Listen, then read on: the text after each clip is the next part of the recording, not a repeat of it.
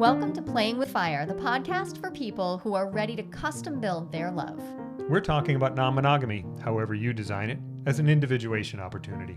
Want to leave the default and make your life spectacularly you? You're in the right place.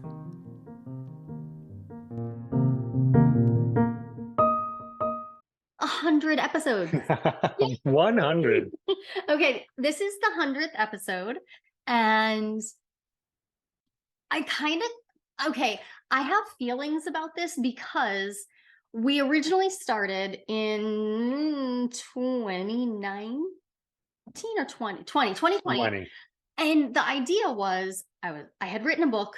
The book's out there. You can read it if you want, but that's not the important point.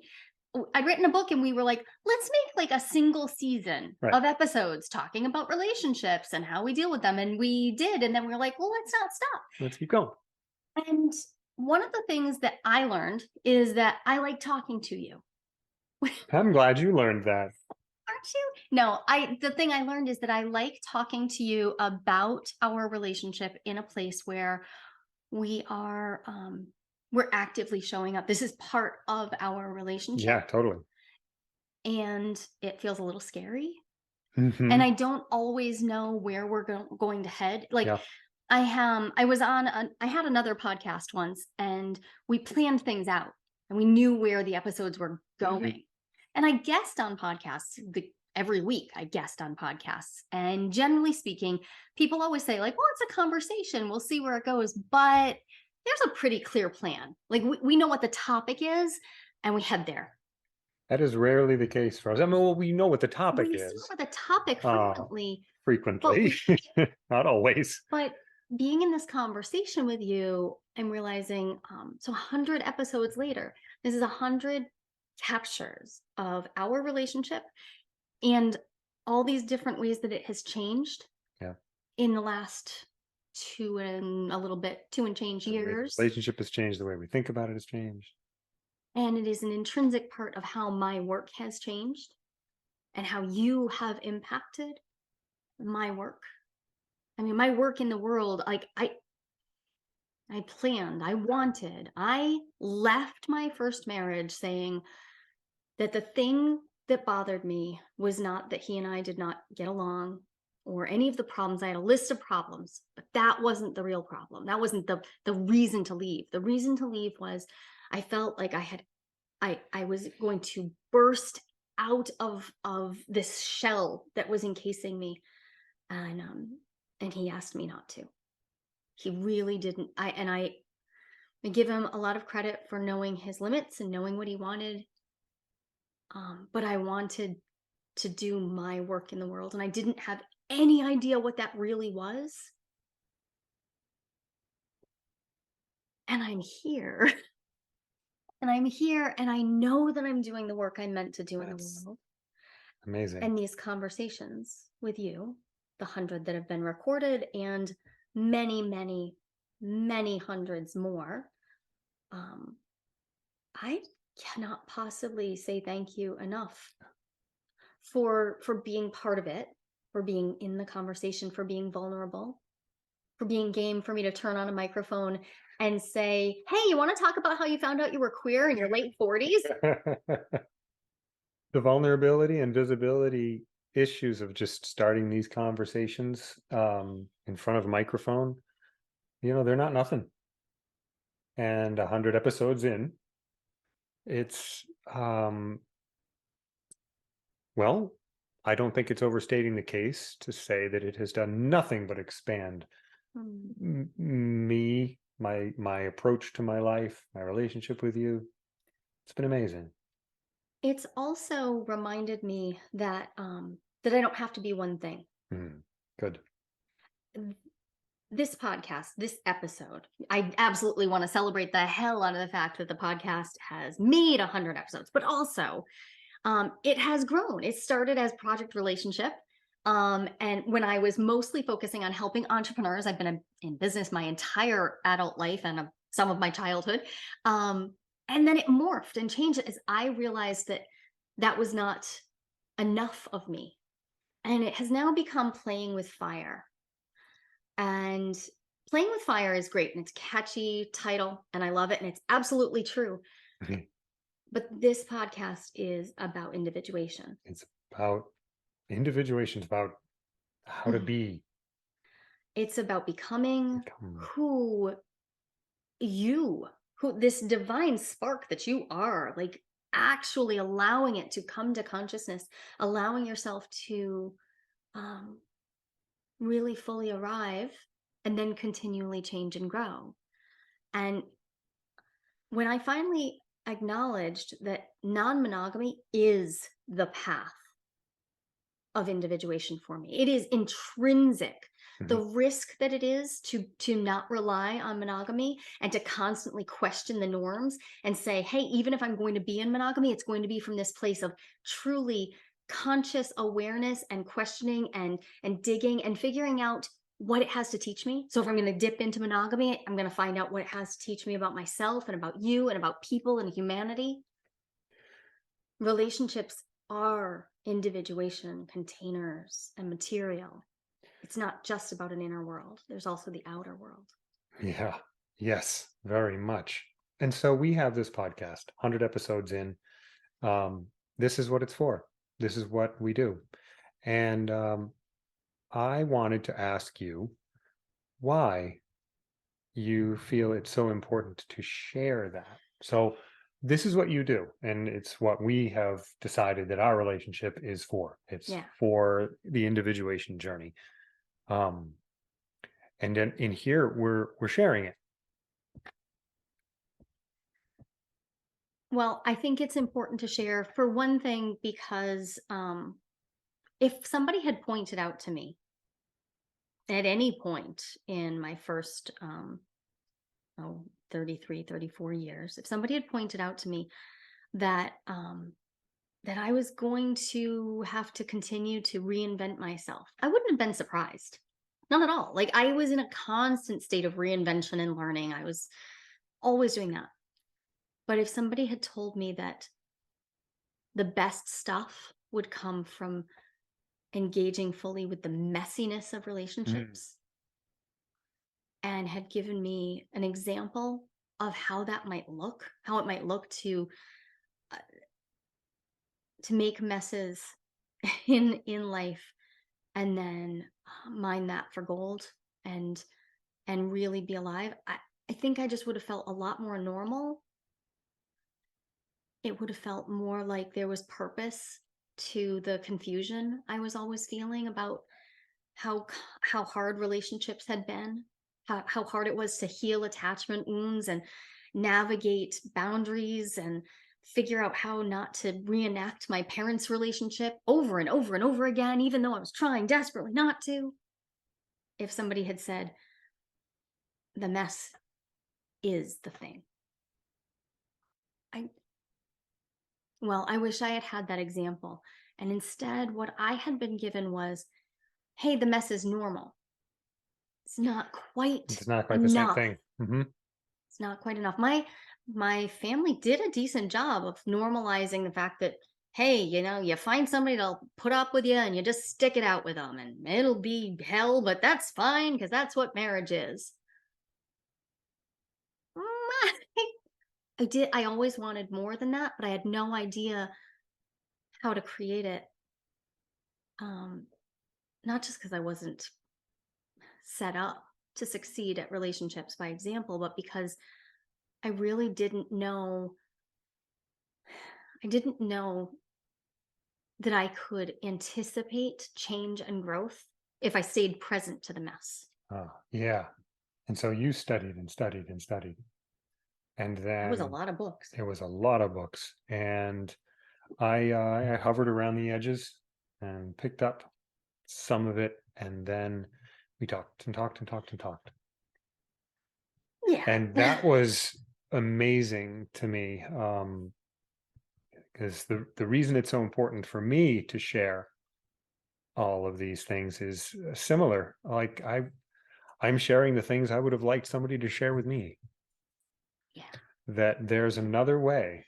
I mean, there's an infinite number of There are infinite ways. ways. Yeah. And but the thing is, it was important to start with the idea that there was any other way.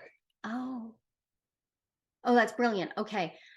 Mm, that's it. This is why people frequently say to me, um, well, I want to do polyamory, or I need to have sex with other people, or like it's the imagination of any other way Hmm.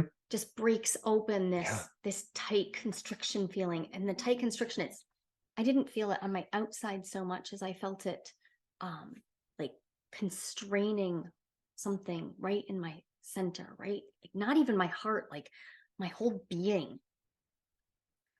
broke that open.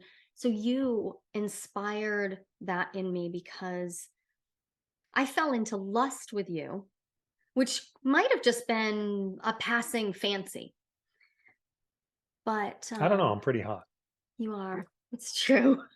That is true. There. Now that's on record now. Um, it might have been though, Right. but then you looked directly at me. Mm. And all of a sudden I could see more of me. Like I saw another facet of me that was invisible. And that kept happening. We kept Yeah. seeing things in each other. Certainly there was plenty of projection going on. We have talked about that before. Projection, But when I'm it's not taking all that part of was me, going on, though. projecting it out on you, Oh, I did that all the time. Yep. and imagining that that was my authentic version of you. But the thing is, that was also valuable because in that projection, so when I was, say, projecting the idea of brilliance onto you and seeing you as this brilliant, intelligent human, um, yeah, sure, he's a pretty face, but he's so smart. Um, in order to imagine that you would want to be with me, I had to Yeah. see a sparkle of that in myself, right? There had to be this sort of this answer. And I think that was I couldn't own it. Seeing golden shadow material is it's challenging. It's stuff that we desperately want and we can't even begin to find a way to really accept it about ourselves. And it is easiest when we fall into that sense of overwhelming falling in love. Hmm. It's a very easy place to notice it. And if you can, and I feel very lucky that over time this became clear. I saw these reflections of myself and then started to notice that those things were true about me. Mm. And you started to say things to me that I had never thought could be true, like that you would value my autonomy and freedom more than your comfort. Uh, Nobody had ever said that to me. I'd never seen that. My parents were very happy codependents. I say that like that was their word. I don't want to put that on anyone. They chose that. I thought that that was normal, and I felt very constrained. And there was a lack of a ability to claim my right to be different and be myself. But you were willing to be uncomfortable in order to encourage my exploration and freedom. And meanwhile, you were looking at me and seeing what I have heard throughout my life about, oh, yeah, very, very smart, very, very capable. But that's as far as anybody went. You got into details. It's like, so what are you going to do? Like, okay, so you're smart. What do you do with it? What you gonna do with that, What are Hamilton? you going to do with it? And no one had ever done that. And so 100 episodes in, I'm still figuring it out. I'm still working on it. And every day, I have that gift from you because you don't stop asking the question. Great. So there you are. What are you going to do? It's stunning and I love it. And it's tremendously uncomfortable sometimes. And it's awesome. And so I celebrate our 100 episodes here and the thousands of conversations in between that bring us to this spot. And then I celebrate all the people who have been listening to us. It I is. I I I love knowing that people are listening to these yeah, conversations, and I so I so frequently find myself thinking, I hope they understand that we aren't magic. Oh Lord, no. We don't, we didn't do anything remarkable beyond imagining something different, something that wasn't constraining. Um, a relationship where we could not just be ourselves, but also process and talk about who we wanted to become, and then um, create a reality where that was possible. And I also want to mention the people who are listening who can't imagine that in their current relationship.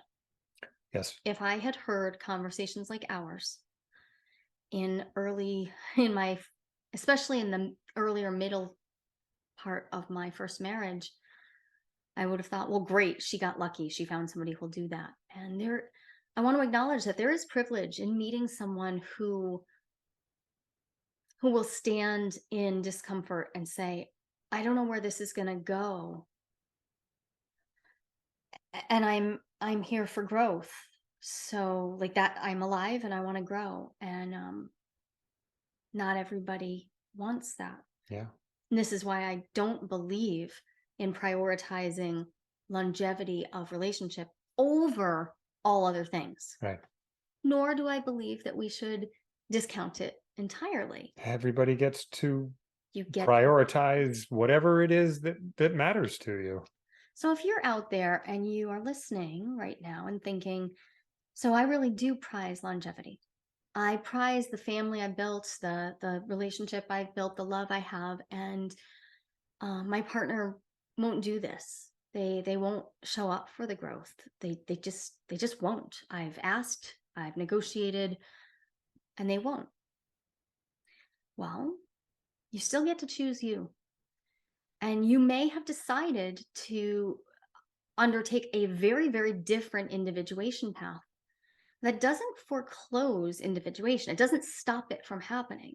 You may find that your path is far more in the imagination.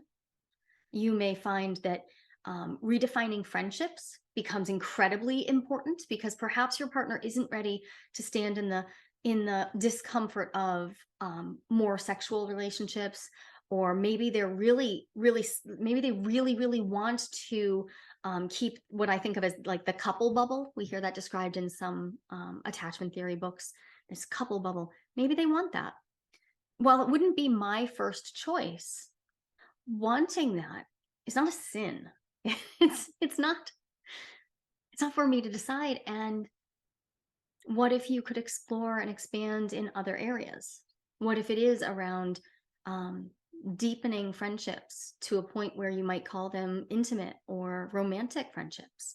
Or what if it's about, I mean, one of the greatest explorations of my individuation journey was going back to grad school and changing profoundly into a person who was not the woman you married No, that's true. and you signed on. And I remember along the way going through some transformations and some changes and realizing that I could not be who I had said I was going to be. I had changed. And yeah, that had very little to do with anything close to our non-monogamy. No, but you kept But you. you struggled with that far more. Oh yeah, I did. I mean, you found it. Fuck somebody else, I sure. But for God's sakes, woman, stop reading all those books. No, you didn't tell me to stop reading books, um, but there were changes that no, but there came were that things were, that it was obvious to you, even when it wasn't obvious to me, that there were parts of me that were responding um, in disruptive ways to the work you were doing, to the growth you were experiencing, to the yeah. changes you were bringing into, um, well, yourself and so into our relationship. Then you would bring it up, you would call it out, you would say, this is happening? Is this what's going to be happening? Is this all, is this how you think? Is this what you're doing?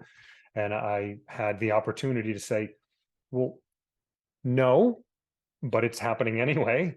And So there's a growth in opportunity. other Like, words, you were faced with unconscious material yeah, being brought forward to yeah. consciousness, and you could have chosen to not look at it. You could Hmm. have chosen a defense mechanism. You could choose to rely on, well, my personal favorite is analyzing everything. I like that Yeah. one. There are so many defense mechanisms. And sometimes we did Mhm. choose that, and sometimes we still do. We choose to be smaller than we actually are capable of, Yeah. because it's just hard to stay in that space where you're bringing unconscious material into consciousness and then attempting to make it coherent, attempting to make it fit in your conception of self. Mhm. And so this is where you might listen to our podcast and think, well, I can't have that relationship. Like it's so far outside the boundaries of what fits in my world. But playing with fire is individuation first. Non-monogamy is the container that I have found to be so profoundly Mhm. valuable. And I happen to have picked up a lot of skills and invented a lot of methods that help people do it really well. So I love that. And But it's the just one container, but the one way. individuation, Yeah. that's the thing. Mhm. That's the thing. It's the incorporating the unconscious material so that you are continually becoming who your own why. Like, what is Yeah. this that you are here for? And and then leaving space for the fact that you'll never know it all. None of us will ever know it all. So so I see that as part of our 100th episode celebration, you have consulted the tarot. Yeah, What you so I got? just thought it would be interesting. I don't think I talk about this very much on the podcast, but I like using divination tools, and I used to be a hyper rational person. I say hyper Same. rational, like, yeah, I mean, you trained in physics and chemical engineering and then computer programming. Of course, you went hyper rational. Yeah. And I didn't do any of that, but I found safety and security. One of my routes to safety was I need to know. Mhm. Yeah. I need to know what the truth is. So I needed for things to be fixed. And so divination tools, they would catch my interest when I was feeling very particularly safe. Like I would be on vacation and I'd be like, oh, that's cute. And I'd like occasionally thumb through a tarot book, or I'd even buy a deck, or I'd go to some witchy store and I'd like dip into that. And then I would kind of disown it when I came back home. Um, and then when I went to grad school, I was introduced to the idea that um It I mean, if you want it to be about anything else, go ahead, but for me, this is just about, "Hey, you're gonna look at an image, and the image will have meaning for you." It the that the tool itself is just, "Hey, when you're presented with this image, what meaning does it bring to your current situation? How does it help you turn your own life around, turn your own self around, and look at the different facets and aspects of you and see it differently?" I didn't know how much I was going to love that. I find it stunning. It's like a it's not like a window, but it's like a an intercom Yeah. to my unconscious. That's it, because the meaning making, Yeah. what so this is where I found that my rational self that was desperately clinging to, I need to know, and it needs to be safe, and it needs to be explainable, and it needs to all just be simple. Um, well, that part calmed the hell down when I said, you know, it's like you're making all the meaning out of this in here. And so whatever external body might say, "Oh, well, you drew the 3 of swords, and so it means Mhm. X, Y, Mhm. Z." Yeah, So it for me, means, I drew the 3 of swords first. I did a poll that was, um, where we yep, started, where we started. where we were, where we got to, and where we're going. And I got the 3 of swords where we started. And the 3 of swords in the deck I drew from, Kim Krantz's Wild Unknown Tarot. Um, I mean, if you're watching on YouTube, that is, not a pretty picture. The 3 of swords, I mean, it's 3 swords bound together in the most uncomfortable vision for me. This red thread binding them with this dripping redness coming off the tips. Like, I get big images of It's a dissolution lot and to me. even death and discord. Mhm. And the other word that comes to mind is I drew that card a lot when I was getting divorced. Yeah. And for me, the beginning of us, and this is so, it's so strange to say it this way, but the beginning of us, I mean, the very first thing that happened was I had a numinous moment with you. And then 45 days later, I was separated from my husband. There's a complex story of how that happened and why it happened. But I immediately had to envision, I had to move from being a person who imagined that she would always put up with the life she had chosen for herself to, oh my gosh, I could actually have, I could, oh my God, I could be anyone. I could be a divorced woman. I mean, literally pearl clutching. I had never conceived of that. So just the word divorce, like the sword, the cutting, there are so many other meanings I could read into this, but there is this poignancy in that. But also, there are other beginnings of us. I mean, when I went to grad school, there was another Oh, death. the beginnings along, I guess. Oh, There was yeah. another huge, Mhm. point of dissolution and tearing apart. And even the beginning of this podcast was exactly that. The Yeah. beginning of Playing with Fire, back when it was Project Relationship, there was this need for you to set down the idea that you like had to stay behind closed doors, that you Yeah. needed to be private all the time. Yeah. Right.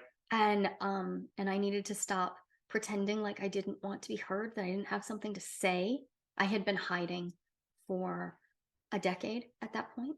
I'd been hiding. I'd been cut off. I'd been thrown out of my friend group. It sucked.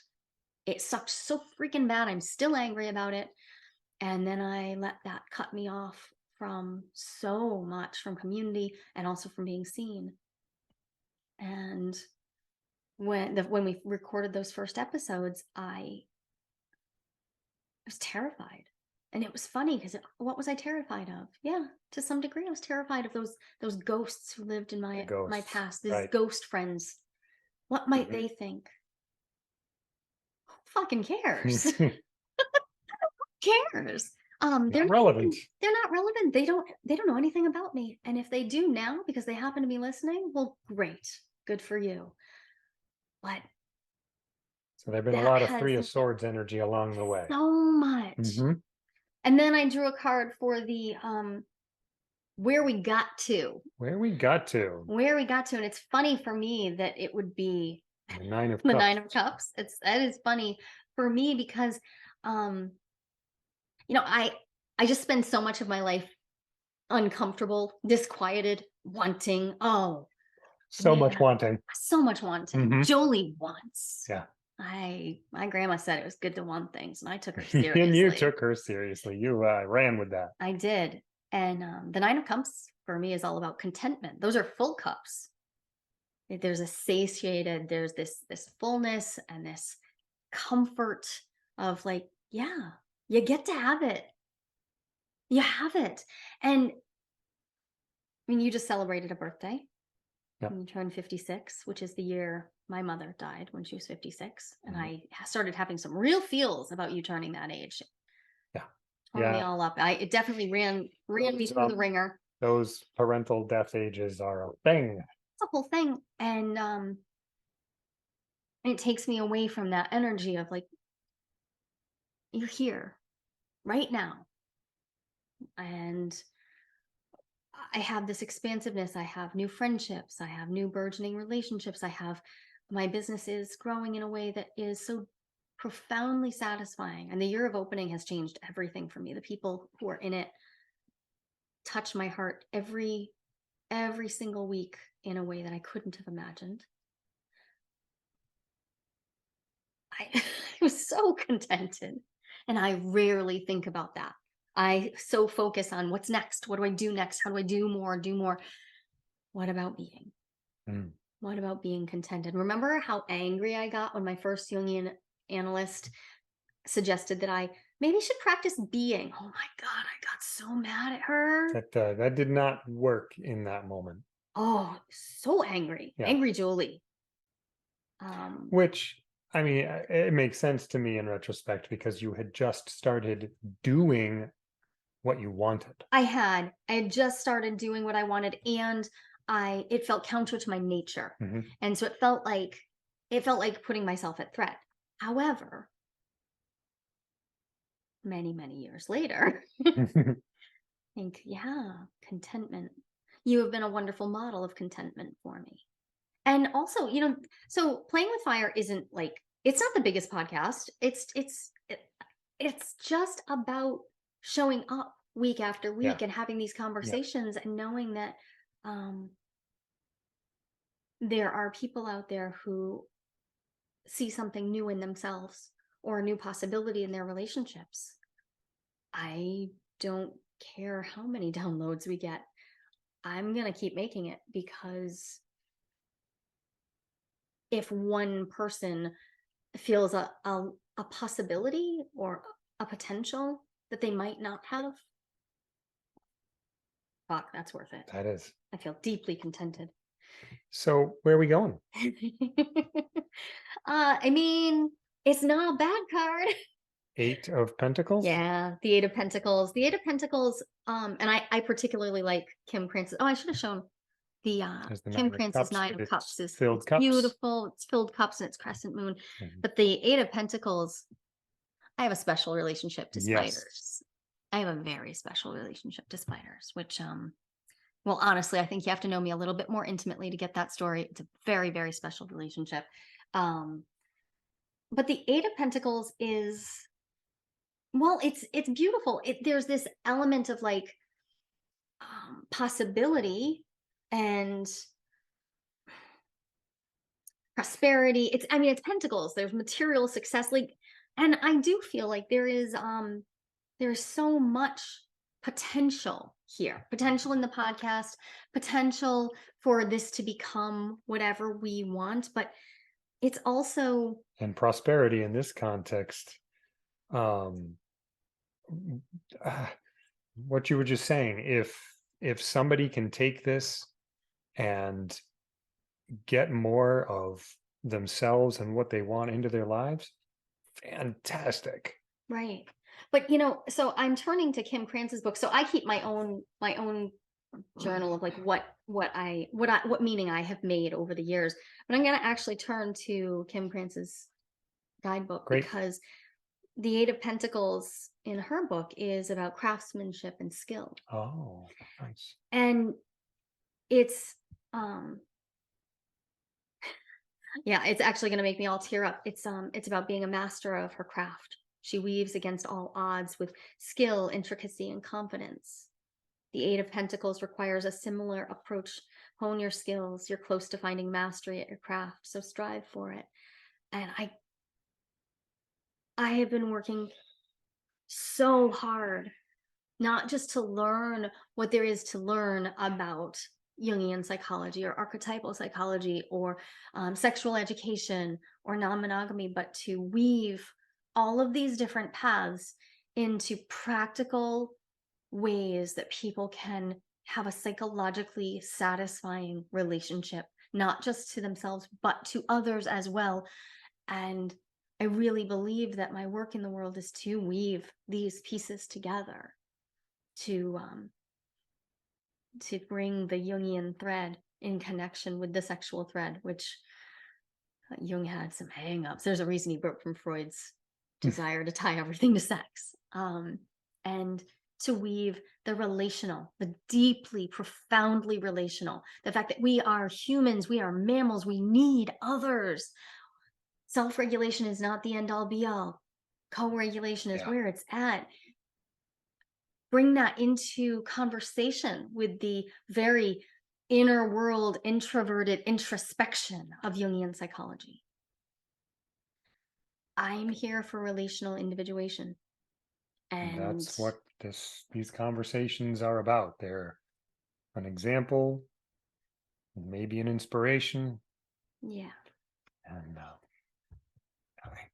I'm really glad that this has been amazing. you have been willing to go on this journey with me because one of the things you remind me is that you show up to each conversation mostly with a beginner's mind. Mhm. You show up and you're present to my process, and I'm like weaving all of these philosophies that I have been reading for many, many years, weaving them together and trying to offer some practical insight.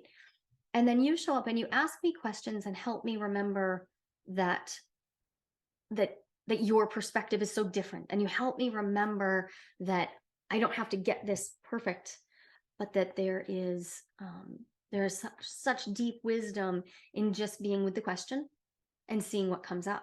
And you show up and you have this conversation, and I've seen you transform. And that's happened in other relationships that I have, where over the course of months, while I build a new relationship with someone, there's this being with the question, being with the conversation that the relationship is, we are changed, inevitably, irrevocably changed by our relationships. So glad you're here with me on this one. Oh, And so glad each me of you too. listening is here. And for my part, this podcast is a conversation. Just today, I received a request for a particular question. Somebody asked, "Would you please address this thing?" And last week, I got a request to go back and revisit the neurosomatic tools that we use to Hmm. regulate. And yeah, this is about it. This is a conversation between Yes. us and you. Yes. And you are always welcome to reach out to us. You can reach out through the contact on my website, jolihamilton.com, and just tell me, what is it that you want to hear? What's your question? I'm happy to answer anonymously and to answer directly as well, to answer to your question, to answer a question. In my mind, that's just to love someone. Totally. So we totally love you. I do. And We will answer questions. I am here for those. And if you have a question that you feel like you haven't been able to bring anywhere else, that's one of my specialties. I love the thing that it feels like you can't talk about. You love that. I love And to make so do everything. I. I love having the conversations that people don't have, saying the things that people have, like, we've all agreed not to say it, but it doesn't serve any of us. Those are fun things to say. They are. And so, yeah, thank you so much for listening. And thank you for being here. Thank you for being here over all these episodes. And Our 100th episode in the books. mhm. Here's to another 100. Here's to another 100. There's no one right way to design your relationship. And lots of people, actually about 25%, according to a recent national survey, are interested in some type of open relationship. But how do you know if you are ready to open up happily? Not everyone is, and that's no problem. I've got a 60-second quiz that will give you the answer. And even better, you'll walk away with your next step, whether you're good to go or not so much when it comes to opening up. And this is no BuzzFeed nonsense. I personally designed this quiz from my years of academic research. Go to joliquiz.com. That's JOLIQUIZ.com. And find out if you're ready to open up happily and what to do if you are or if you're not.